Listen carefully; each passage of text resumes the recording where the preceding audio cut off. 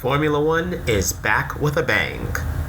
Same song, second verse, and a popular first-time winner. Let's talk about this and more next.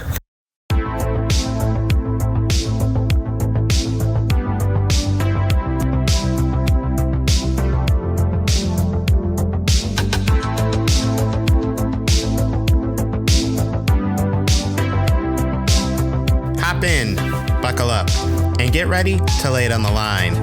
This is Not Speeding, Just Qualifying, a podcast that's just as fast as it sounds. Hello, everybody. Welcome to an all-new episode of the Not Speeding, Just Qualifying podcast. I'm your host, David Lawrence. Thank you guys so much for putting me in your ears today. Before we go any further, just your routine reminder to make sure you subscribe to us on YouTube or on YouTube Music. We got a nice little corner in the podcast section of the app where you can access all of our episodes, and make sure you subscribe because you want to know when we drop new episodes. So yeah, make sure you do that today if you come across this.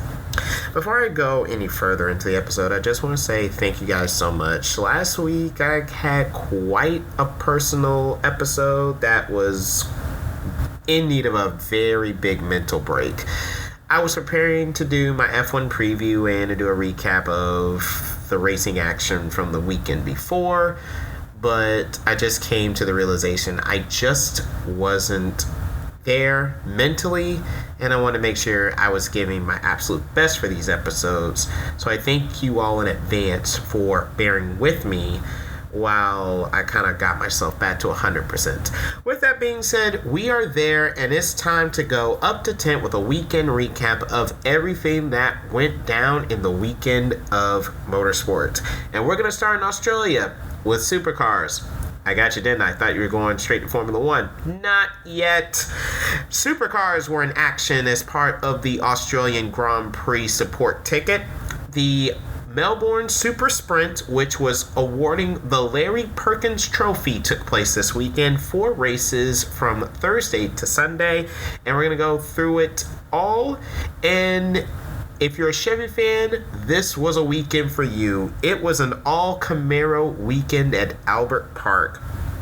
Thursday's opener saw a 888-1-2 led by last year's runner-up Brock Feeney, championship runner-up I should note, with Cam Hill rounding out the podium, a Chevy 1-2-3. Hill then took his third place from Thursday's race 1 and 2-upped his efforts on Friday, holding off Nick Percat to win race 2 on Friday.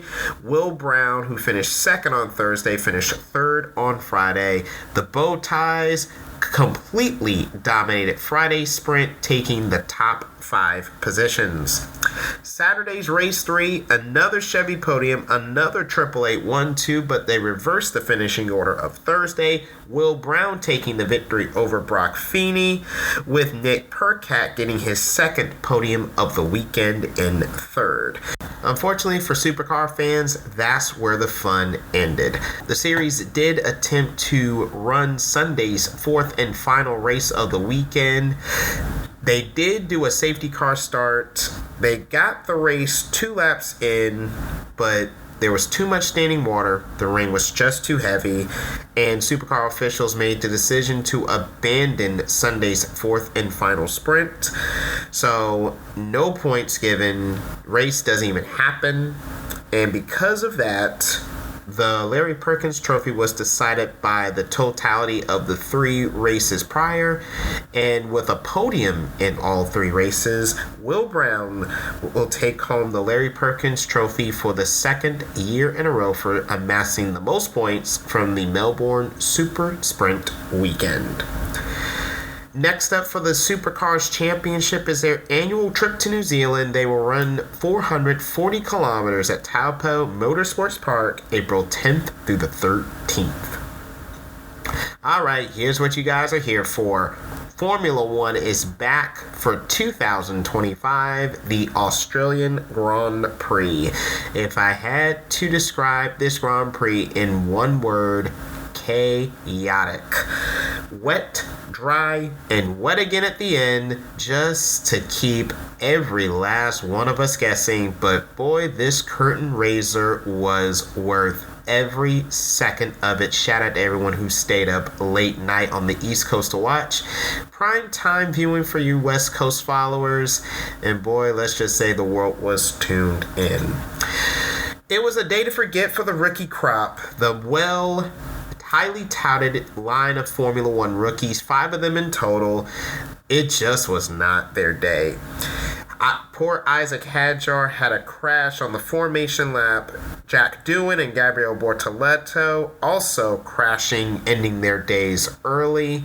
And poor Oliver Behrman just could not get that Haas going. He ended up 14th. The bright spot for the rookie crop, Andrea Kimi Antonelli. It didn't start that way though. Saturday, the young Italian 18-year-old found himself out in Q1, and he had to fight through the field in the chaos to take a magnificent 4th place finish. Well done, Kimi. For Oscar Piastri, it was a story of despair. Starting on the front row, was second for most of the race, but when the rain came back in the second half, he spun from second, on the verge of reaching the pit lane to go back to the intermediates. Piastri fell down the leaderboard. He did recover to 9th, highlighted by a wild last lap move on Lewis Hamilton. Speaking of the 7-time world champion, not the start he or Ferrari hoped for. During the pit sequence, Ferrari was running 1-2 while they were trying to see if the rain would stay or if it was just in and out. Unfortunately, the gamble did not pay off. Hamilton finished 10th while Leclerc could only manage 8th. The stars of the day have to go to Alex Albon and Nico Hülkenberg. For Albon, a brilliant 5th place finish, the best result for this Williams team since 2021, and definitely confirmation that this reignited Williams team is on the right path. And come to think, if Carlos Sainz didn't crash on lap 1, there truly was capacity for more. As for Hülkenberg, consider this. Sauber didn't score points until the second to last race in 2024 when Guan Yu Zhou grabbed that 8th place in Qatar. They've already eclipsed their 2024 tally with Hülkenberg's brilliant 7th on Sunday. Hopefully this isn't a one-off. Yes, the conditions played a lot into it, but I have a feeling there might be a little bit more out of that Sauber team yet this season. Also, spare a thought for one Yuki Tsunoda. A brilliant Q3 on Saturday, netting him a 5th place start, and was in the top 8 for most of the race. That is until things fell apart late. The strategy did not go well, and Tsunoda, who was looking very well for a top 5 finish, only left Australia 12th. Nothing to show for it. All that being said, the cream did rise to the top on Sunday.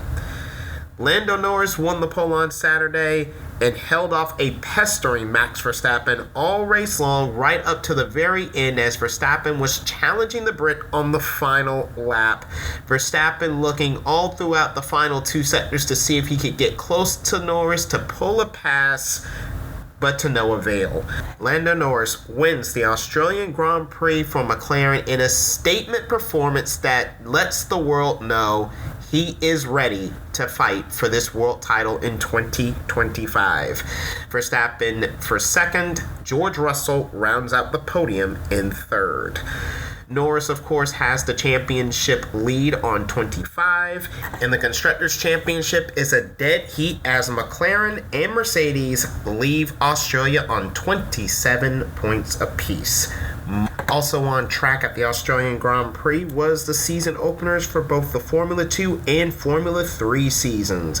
Kicking off in Formula 3 Saturday, the sprint victory went to Mexican Santiago Ramos, while Sunday in the rain, the feature victory went to Brazilian Rafael Camara. In Formula 2, Paraguay's Josh Dirksen took the victory in the sprint race for AIX. However, due to the massive downpours experienced on Sunday, the feature race was canceled. Formula 2 and Formula 3 will resume their seasons in Bahrain in April. As for Formula 1, they're right back to it next week with the Chinese Grand Prix, which features the first of the 6 sprint races we'll see this season, coming up March 21st through 23rd. Moving on to two wheels now, we're going to MotoGP as they took on the Grand Prix of Argentina the second round of their season. Stop me if you've heard this story before. Marc Marquez takes the pole. Marc Marquez won the sprint. At the start of the race, Marc Marquez lost the lead to little brother Alex. Alex led Marc for most of the race. Marc gets around Alex with a nice maneuver late to lead home a Marquez 1-2 finish. If it sounds like Thailand, then yes it was. The details might be a little different, but the story essentially runs the same. The Marquez brothers finished 1-2 in both Saturday's sprint and Sunday's Grand Prix. And Ducati continues to dominate the championship. Podium sweep in the sprint, a top 5 sweep in Sunday's Grand Prix. Shout out to Franco Morbidelli finishing third for Valentino Rossi's team. In other words, kids, it's Marc Marquez's world, and we're just living in it. Marc is 16 points clear of Alex as he has swept both poles, both sprints, and both Grand Prix races so far this season. Also want to highlight Britain's Jake Dixon for taking the victory in the Moto 2 race, and Spain's Angel Piqueras, who won Moto 3. The next round for MotoGP, their one and only stop in the United States, the Red Bull Grand Prix of the Americas at Circuit of the Americas in Austin, Texas, Sunday, March 30th. Speaking of the U.S., perfect segue. We head to Florida, the 73rd running of the Mobil 1 12 Hours of Sebring, America's oldest endurance race. For the last 7 weeks since the Daytona 24 Hours, the headline has been the American debut of the Aston Martin Valkyrie hypercar. Not only was it anticipated for it being the first car built to hypercar regulations to race in IMSA, but for that amazing sounding V12, which did not take long to become a fan favorite. And for the Valkyrie, give them credit. They ran a solid race, no issues, lacked some pace.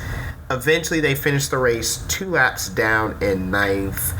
Round of applause for the effort for the Heart of Racing team, giving the Aston Martin Valkyrie a very strong debut. It didn't go behind the wall, and it ran very respectably in its IMSA and endurance debut. Aston Martin did stay in Sebring. They will do a 24-hour test at Sebring this week as they prepare for their maiden voyage at the 24 Hours of Le Mans in June.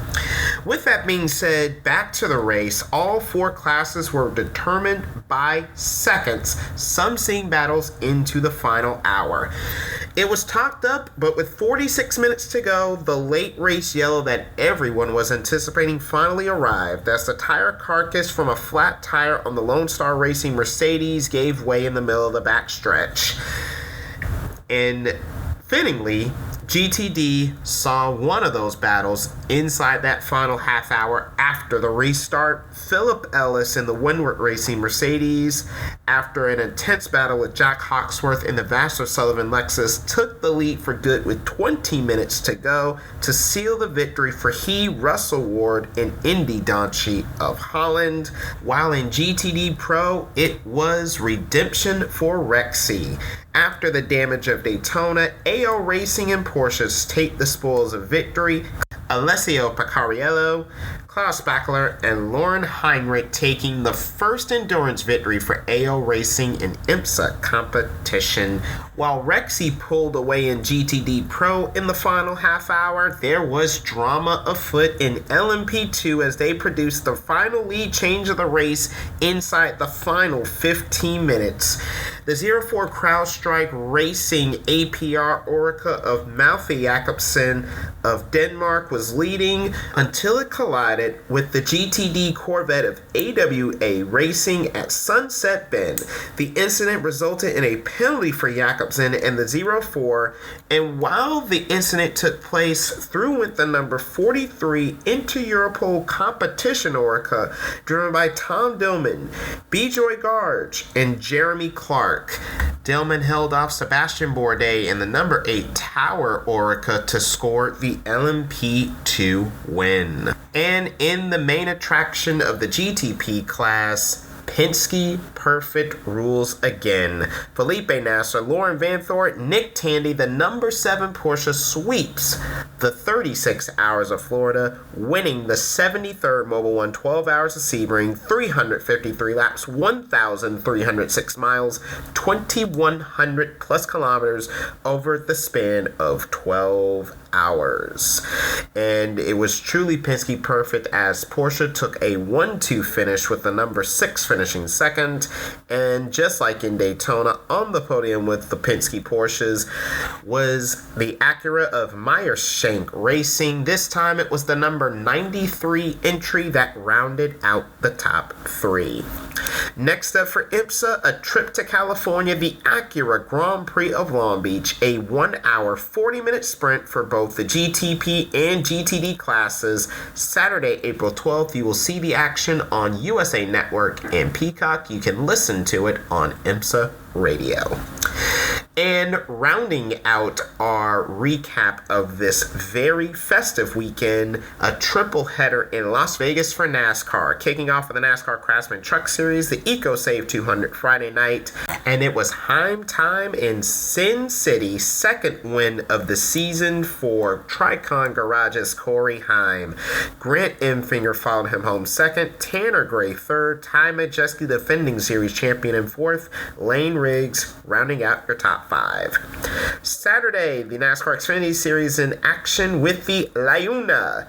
Reigning series champion Justin Allgaier dominating the race, literally leading half of it, 102 to be exact. He goes on to score his first win of the season over Eric Almirola, Jesse Love, Austin Hill, and Sam Mayer, your top 5 from Saturday. And last but not least, rounding out the weekend, the main event, the NASCAR Cup Series Pennzoil 400. Josh Berry driving for the Wood Brothers, taking the lead from Daniel Suarez with 16 laps to go and set sail to the finish. Josh Berry gets his first career NASCAR Cup Series win over the aforementioned Suarez. Ryan Preece third, William Byron fourth, and Ross Chastain rounds out your top 5. It's another triple header weekend. This time we're heading to Homestead Miami Speedway. The trucks you'll see Friday night on Fox, Big Fox. You'll see the Xfinity Series again Saturday on the CW, and you'll see Cup Sunday, the Straight Talk 400 on FS1. All right, everybody. You are now up to temp with your weekend recap, and that will do it for this episode of the Not Speeding, Just Qualifying podcast. Again, guys, thank you all so much for listening today. Just a reminder, you can follow us on our social media channels. We are on X, Instagram, and Blue Sky. We are at the handle NSJQ Podcast. As we mentioned at the start of the show, make sure you subscribe to us on YouTube and YouTube Music so that way you do not miss when we drop another episode. And lastly, if you want to follow me on my personal socials, I will have the links to those in the description box to this episode. Thank you all so much again for tuning in. I appreciate you guys so much, and I will catch you next time. Until then, I'm David Lawrence, reminding you, you're not living life to the fullest until you're going flat out. So long, everyone.